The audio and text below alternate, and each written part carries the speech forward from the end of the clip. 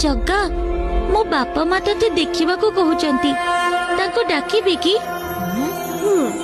आस एबे देख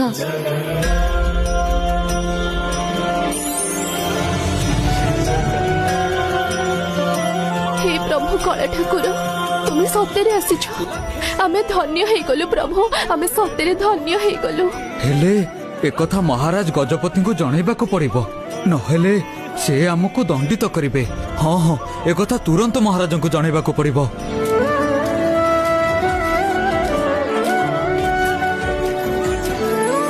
बलराम मणिमा एबे कौन करूछंती?